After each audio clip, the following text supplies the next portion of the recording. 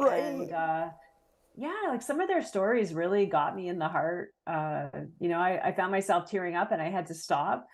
Um, it's just, I think what really comes to mind for me is the diverse stories in this group of women. Like it's so broad what they've all been through. But I think if there was a theme running through it all, it would be the faithfulness of God Yeah. and that He makes beauty out of the ashes of our lives. So even when we're going through some of the worst times, if we look for Him, and sometimes it is your perspective, right? Yeah. We can see little signposts along the way, little blessings that He is with us in the midst of it all. And that's kind of what I took away from reading all their chapters, Right. actually, but Right. incredibly diverse. And I had in my mind the topics that each of the women may choose from what I knew of them. And I think maybe only one of them went with the topic that I thought, including myself. I went off topic. And your story actually surprised me. Because of what I do, I tend to interview other people. I don't tend to talk about myself. So there's lots of stories in the vault there that I don't really share very often. And that's definitely one of them. I call it my Job experience. The nature of what I do is I'm always talking about other people's stories. I have a lot of life experiences that I really don't share. And just things that I've been through. The experience I shared for Chasing Rainbows that I call my Job experience. It was super foundational for me trying to understand suffering and who God is in suffering. And then, this calling I have to be a voice for the suffering around the world. Like, how could I do that if I just had the idea that everything would always work out well and just giving people pat answers? I really needed to go deep to understand who God is in the midst of suffering. Right. And one of the things that I took from your chapter was your perception of God changed. Who you thought He was. You thought He was, the God we often associate with is the God of miracles, the one who comes along and He blesses us. But does He allow us to suffer? And I think through your chapter, you shared with us that you had a revelation that He is the God who allows suffering also.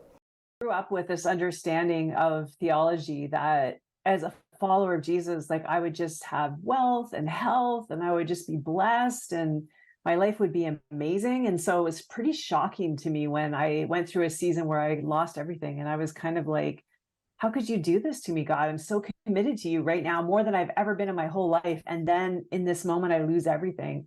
And if you read the story of Job in the Bible, it's very similar in his life. He was an upright man without fault, essentially. And the enemy said to God, I don't believe he's going to be faithful to you if you take everything away. And so God said, okay, you can, but you can't kill him. And it was a testing of Job's heart. And it was just hard, I think. And I think it's normal for everyone that when we go through hard times, we kind of blame God and we kind of like, where are you? And I was even reflecting today about the life of Jesus as God's son. He accepted that he was going to suffer for a greater good. But even on the cross, he said, why have you forsaken me? His humanity was crying out to like, why are you allowing this suffering? And so it's just a human response, I think, to hardship.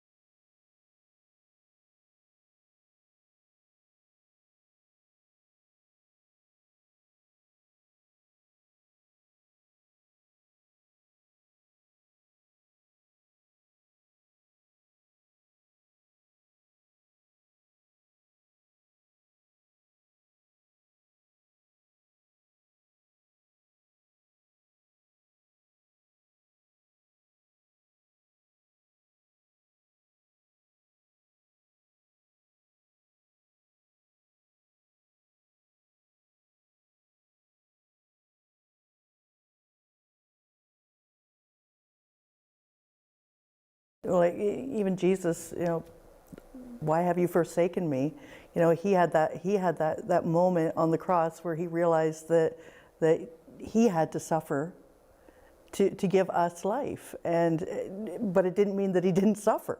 It was painful. It was, you know, he went through unexplainable fear and pain, and he carried all of that for us. And there's so many times now for myself, even when I'm going through a difficult time, I remember that, you know, I'm a follower, and God didn't promise that we wouldn't go through difficult times. He promised he would stand with us during them.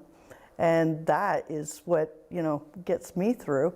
And I know from our conversations that that's what gets you through many times. You know, is a way that you get your mind off your own suffering. And so I was sharing that with her, and she just loved it.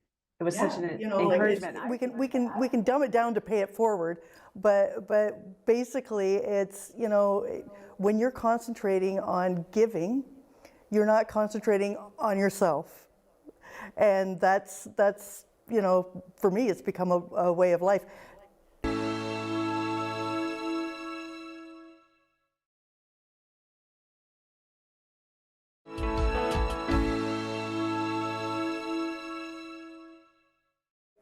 Welcome back, everyone. I've got Cheryl Weber here, and I'm just going to get right back into it with her. So Cheryl, you and I have been friends for quite a few years now, actually, and we're Facebook buddies turned real friends, and we've prayed each other through some really difficult times. And in the past few years, you've had some major health issues that you've had to get through. What has that done to your faith life? Yeah, it's interesting because I had 4 surgeries in 3 years, like serious surgeries, and 2 of the times it was, you know, life-threatening. And one of the surgeries I went through in particular, and thank you for coming to visit me in the hospital, the doctor kept saying that you're the worst case scenario. And then, you know, in my recovery, he'd be like, and you're the worst case scenario. And it kept happening. And it was very confusing to me because I had all these people praying for me. And I was, even when I woke up from surgery, I was expecting him to say, oh, that went better than we expected. And, you know, it wasn't as long, but it was actually worse than they expected. And I was the worst case scenario. So I was really struggling to process like why God was allowing that to happen. And there's a lot of bits and pieces of that I have, including a girl I met in the hospital who had died like 10 or 11 times and been brought back, and then came back the last time when they actually like coded her and wrote down that she was dead, and was walking out of the room when she came back with perfect vitals. And she was my roommate. She'd been wondering ever since that day, like why her life was spared. And she was a spiritual seeker. And so I guess one of the things I realized is that, you know, there's a parable in the Bible where the shepherd leaves 99 sheep to go find the one. And I realized that God had me leave the 99 people of 100 Huntley Street to find this one lost sheep. So that was a piece of it that I came to understand, that he wasn't adverse to me suffering if it was to stay in the hospital for a month and pray with and reach this girl who told me that the whole first week I was there, where I threw up every day on my incision and it was just awful. And she said, Cheryl, I only feel peace when I'm with you. And I'm like, what? Like, I just wanted to die that week. Like, that was the worst week of my life. And, you know, but it's the Spirit of God living within us that brought her peace. So that was one piece. But when I got out of the hospital, I was really struggling with like, why did you allow me to suffer so deeply? You know, why was I the worst case scenario? I don't understand, God. Why these prayers weren't answered? And I met this gentleman who's a worship leader who I didn't really know. And he knew I just got out of the hospital, but that was it. And they offered to pray for me. And so he prayed for me, and he said, I have this picture of you walking down a road, and all of a sudden you hit a wall, and you try to go over the wall, around the wall, under the wall, and you can't get past it. You're stuck. And then he says, all of a sudden you look up and you see God, and he says to you, but you know me. And he says, when you realize that you know him, you get over the wall. And I realized what that meant was that I was stuck with this whole, like, God, why did you let me suffer? And I couldn't get past it theologically and personally. Like, you know, he's my friend, he's my father. Like, why did I get such a bad result?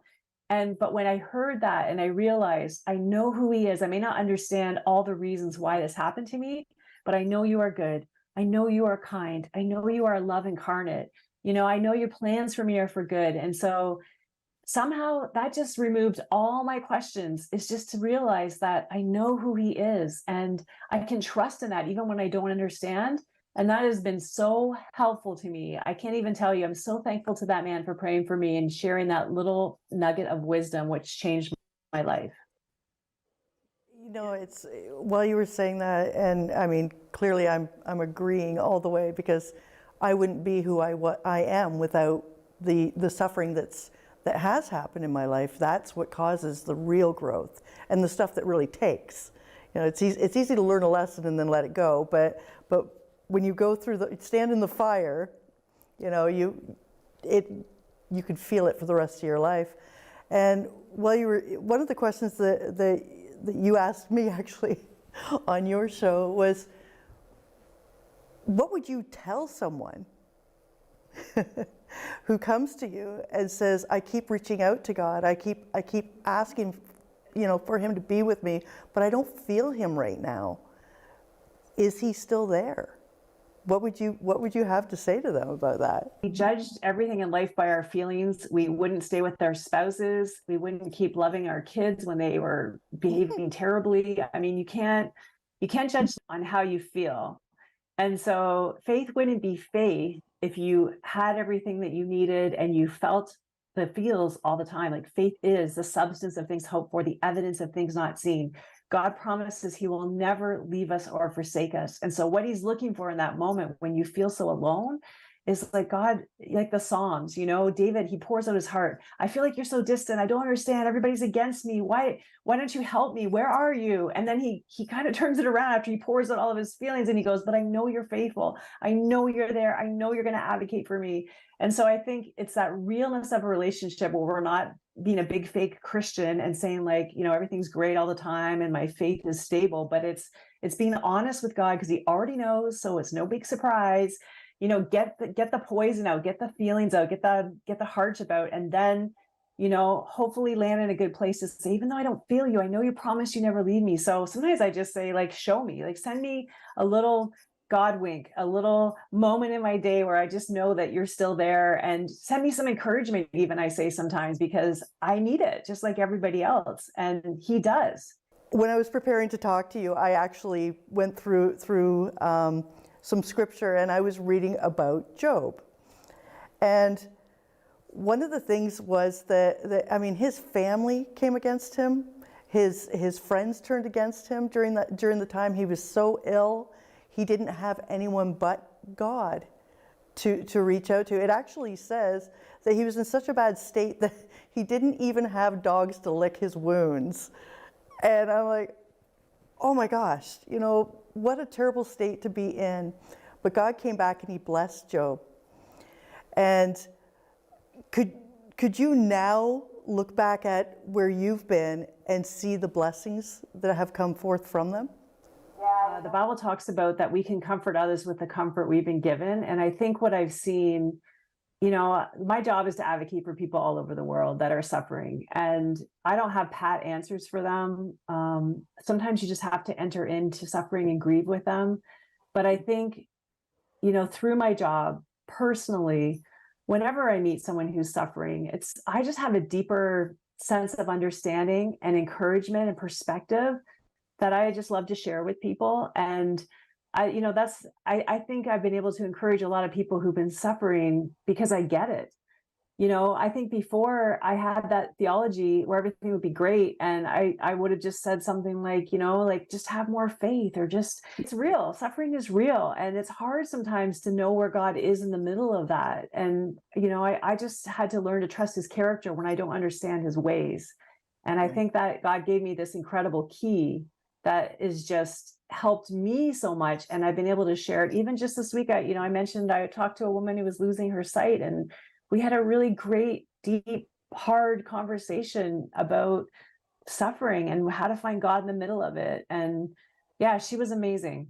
She was amazing. So that's my prayer and my hope, is that I can comfort others with the comfort I've received. And I'm pretty sure suffering's not over, although I'm not signing up for it anytime soon. I've been interviewed by you on 100 Huntley Street now, And I'm really excited about getting this opportunity to ask you a few questions.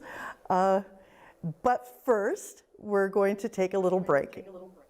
So we'll be right back.